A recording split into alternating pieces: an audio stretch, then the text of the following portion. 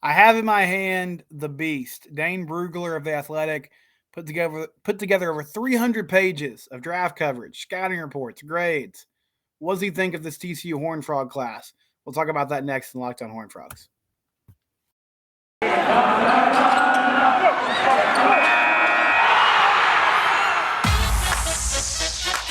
You are Locked On Horned Frogs, your daily podcast on the TCU Horned Frogs, part of the Locked On Podcast Network, your team every day.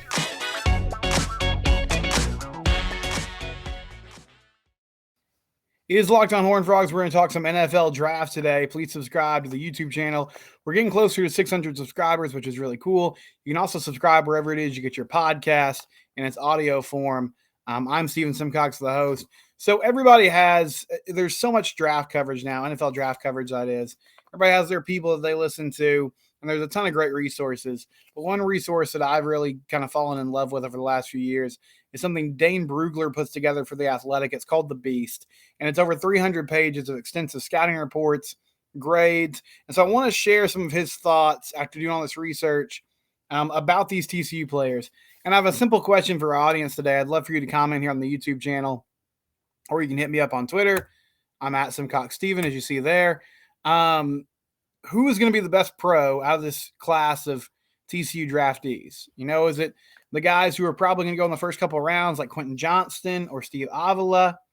Will it be maybe somebody a little more under the radar, like Max Duggan, Darius Davis, Trey Tomlinson? And Trey's really only underrated because of his size. I mean, he was an elite corner. He showed that this past year, winning the Thorpe Award.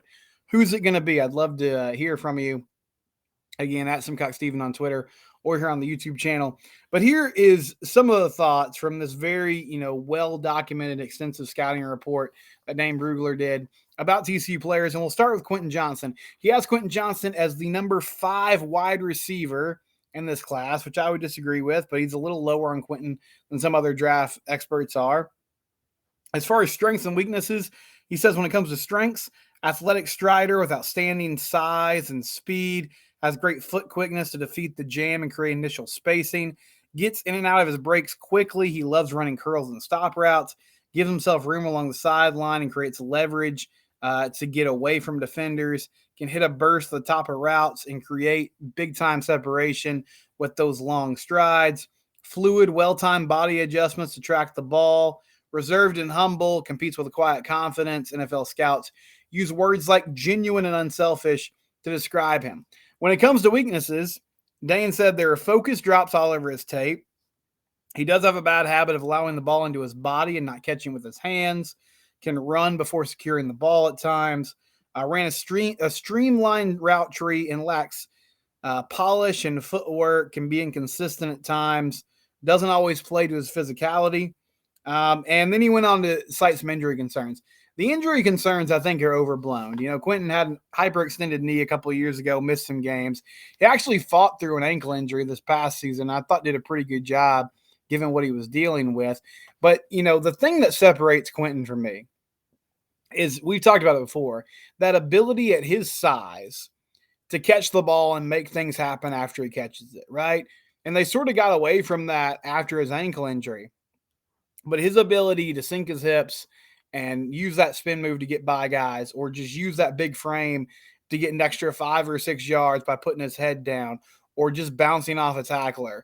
That's special stuff. I think Quentin's the complete package. There hasn't been a great track record of TCU receivers lately in the draft, but guys like Josh Doxson, who I feel like was more of using those physical gifts, winning 50-50 balls, and then you had a player like Jalen Reagor, who was really all about speed and explosiveness. Quentin is a really good combination of the size, the physicality, and the ability to run routes and go get the ball and use that long stride to execute his speed as well. Dane has him as a first or second round grade, number 34 player overall in the draft. And I think Quentin will be a late first round draft pick, and I feel like he'll end up in a good situation. I think he's going to have a really good long pro career, and I hope that's the case. Moving on to Kendre Miller. Miller for strengths, and he has him as the 8th ranked running back in this class. Says good size back who can be tough to get to the ground, accelerates into contact and constantly falls forward, gets to the line of scrimmage with patience and is able to find creases. Lateral agility allows him to pick through a crowd at the line of scrimmage. Showed some promise catching the football, was hard to bring down, has great contact balance, averaged 6.7 yards per carry in college. When it says weaknesses, he's talked about him being an upright runner, exposes the body and the ball, will miss holes at times. Decision-making at the line can be inconsistent. And he says broken tackles are based more on size and body balance rather than pure power. And then went on to mention his injured MCL has Kendre as a 3rd or 4th round prospect. I think some of that is a little overblown. I really feel like the biggest strength for Kendre is about breaking tackles. And I do believe he has great contact balance, but I also believe when he gets ahead of steam, he can put his head down and use that power to break tackles as well. I would also say this about Kendre, why I have, some promise for him moving forward. He hasn't been playing running back exclusively for that long. He played quarterback and running back in high school. He went to a small school. He went to Mount Enterprise, which is 2A high school. He also played a lot of linebacker. So I think there's a lot of nuances to his game that he can add and learn once he gets to the pro level. And there's a high ceiling for him moving forward in the NFL. And, he is a guy that can catch the ball in the backfield. He's really good at breaking tackles, getting extra yardage. And I think he could definitely be a 10 to 15 carry a game type player at the NFL level. Max Duggan, Dane has him as the 13th ranked quarterback in this class. Strength, great size, legitimate dual threat ability, really strong arm with gunslinger velocity, has a quick enough delivery to make off-platform throws, aggressive downfield thrower who gives his target a chance to make plays, led the country last year and touchdown passes of 20-plus yards. Productive both on designed runs and off-script scrambles. Surprises defenders with his open field acceleration. For weaknesses, he said not a touch passer, accuracy and timing decline the further he works down the field. Footwork and body rhythm are often disjointed, which affects the consistency of his ball placement. College completion percentage was enhanced a little bit by throwing a lot of screens. And he went on to mention some of the health concerns, one being that heart procedure. Again, I think the health concerns here are not really a huge factor. It seems like Max recovered really well from that heart procedure and any other injury he had at the college level. I think Max can be a successful QB at the next level. Now, that dual threat ability is a big deal. His ability to make plays when things break down is significant. I would argue, I think actually he struggles with accuracy more in short and intermediate passes than he does deep balls, but maybe off base there. I feel like if he gets in the right situation where he can learn and get an opportunity to get his hands on the playbook and have some time to process things, that he could have a good career in the NFL. Dane has him as a player that could go in the 6th or 7th round. Okay, Amari DiMercado had a short blurb on him, 34th ranked running back in this class. And he talked about how Amari didn't always get a ton of opportunities, but shined when he did, had 150 yards in the Fiesta Bowl against Michigan when Kendre Miller got hurt. Well-built back with okay vision, needs to stay tighter with his run angles. I think one thing that really helped Amari was at his pro day, he ran a 4.4 340, which is pretty fast. And that type of speed and athleticism, I feel like might surprise people. But Amari is a really smart kid, was super experienced, made the most of his opportunities. I'd love to see him get a chance, get into camp and see what he can do.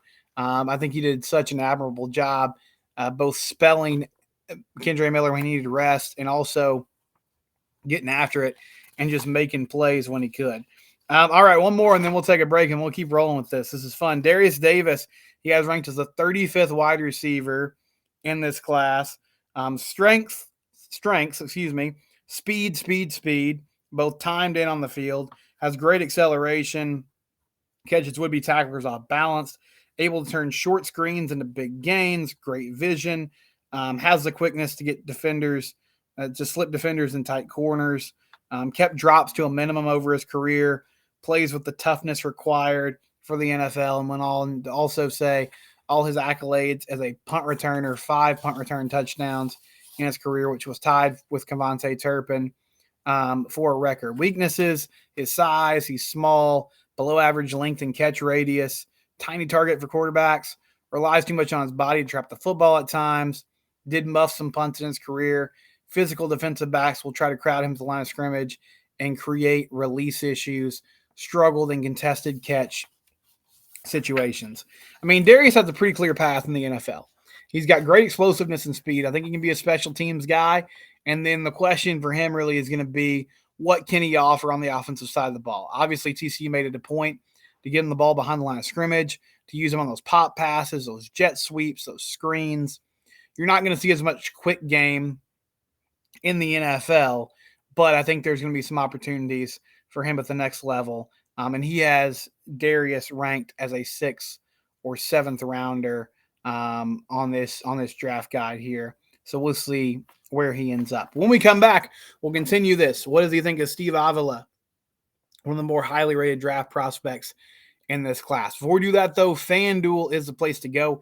If you want to wager on sports, they have a great app that is safe, secure, and easy to use. You can also go to FanDuel.com/lockedon. Again, that's FanDuel.com/lockedon. Take advantage of their no sweat first bet deals. Put as little as $5 down and get up to $1,000 in bonus bets. That's right, up to $1,000 in bonus bets when you use FanDuel. FanDuel, you can use that app or you can get on their website. FanDuel, official betting partner of the NBA. And again, it's where the game starts. They are a proud sponsor of the Locked On Podcast Network. Okay, so Steve Avila. We're continuing here with Dane Brugler's Beast, this huge draft guide. What does he think about Steve? Has him ranked as a second-round player, the number 3 interior offensive lineman in this class. Strength, has a huge body, engulfs rushers at the point of attack, does not allow his base to narrow, and pulls rushers right into him. Shows off his brick hands to create knockback when his punch connects, uses his body to mirror pass rushers away from the play. Had 0 holding penalties in 2022. That's amazing. Showed improvement with his ability to reset and make adjustments mid-engagement. Also played some different spots, played every position at TCU except for left tackle on the offensive line. Played center a couple of years ago. Did not give up a sack in 2022. When it comes to weaknesses, efficient in his setup but not always explosive. Has a tendency to forget to use his feet once he's engaged. Plays tall at times and needs to sink to get better leverage points, and has modest arm length. Longer arm defensive lineman will be able to access his chest. The thing about Steve is I think he's really technically sound. He's got great power and uses that size to his advantage. Obviously, his quickness might be a bigger issue if he was on the edge, but I think he's so good at using that size to create angles that are tough for these interior defensive linemen. That is not a big problem. And I feel like he's going to have a really long career in the NFL. Allen Ali, center for TCU, number 11 ranked center in this class.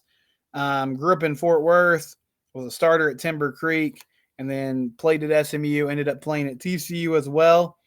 Sound and smart, average physical profile with limited displacement in the run game. Struggles to recover versus shifty rushers, but has a lot of experience.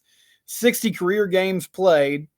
He's effective as a positional blocker, attacks his job with a technical mind, has average athleticism, but power makes him stand out. Again, Allen Ali was really solid last year. Played center, which allowed Steve Avila to kick out to that guard position. Was one of the best offensive linemen on that team that made the national championship game. Yeah, some limited size, some limited athleticism, but plays really well. I think he's going to get drafted or be a free agent. Looks like Dane has him as a priority free agent potentially in the NFL. I feel like he's going to get a chance out of camp with a team, and I think he's got a chance to be really successful. Okay, turning our attention to the defense. Dylan Horton, 18th ranked edge rusher in this class. Has him as a 4th rounder as far as grade goes. When it comes to strength, sturdy, moldable frame, good weight, adjusted well to the roles he was assigned in different defenses. Obviously played in a different defense under Joe Gillespie this year. Strong hands at the point of attack, creates his own rush lanes, attacks with flexibility, doesn't allow tight ends to quickly accelerate and get off the ball easily, chases down ball carriers with his athleticism, stays balanced in pursuit and tackles well. Led the Big 12 in sacks in 2022. Had 4 against Michigan, which was a big part of that. Weaknesses, sometimes plays tall, doesn't always have low pad level, has trouble shedding blockers once he gets engaged, doesn't always reset well, and can stall out. But Dylan Horton, I think, one thing about him too, I was talking about this with Kendra Miller, another guy that hasn't been at this specific position for a long time. He was a safety, and then he was an outside linebacker. So he's still kind of learning the game at defensive end, but really good size and strength. I think he's going to be somebody that could be, a depth piece for a defensive line in the NFL and can definitely be successful. D. Winters, 16th ranked linebacker in this class, according to Dane Brugler, has him as a 5th-round grade. Rangy and plays fast is his strengths. Makes plays up and down the line of scrimmage. Great athleticism. Constantly reads his keys well and stays ahead of blockers. Strong tackling form. Very physical. Weaknesses, they say smaller framed athlete and lacks desired height and weight for the position. If hands are not on time, he can be eaten up at times by blocks and struggles to unwind from blockers, occasionally sucked up by play action and gets lost in the crowd. D has great athleticism. I think his eyes betray him at times. And if he does get, engaged by a blocker, sometimes it can be hard for him to get off those blocks. That's true for a lot of people. In the NFL, it's a hard thing to do, but as a linebacker or, potential edge guy, it's something you have to do. You have to find a way to get disengaged and get to the ball carrier. Trey Tomlinson, our final guy here, ranks as the 19th corner in this class, has him as a 4th to 5th round grade. Strengths, great speed, agility, and lower body explosiveness. Has great hips, gets in and out of his, breaks well, turns his hips well when receivers try to change direction. Has short area burst to jump routes. Shows a developed feel for reading plays. Eyes constantly lead him to passing windows. He's a ball hawk. 40 passes defended in 37 games over 3 seasons. Weaknesses, it's really with Trey, according to scouts, it's all about his height. He's undersized, might struggle matching up against long, vertical, high-pointing receivers in the NFL. Receivers can power through his feisty coverage at times.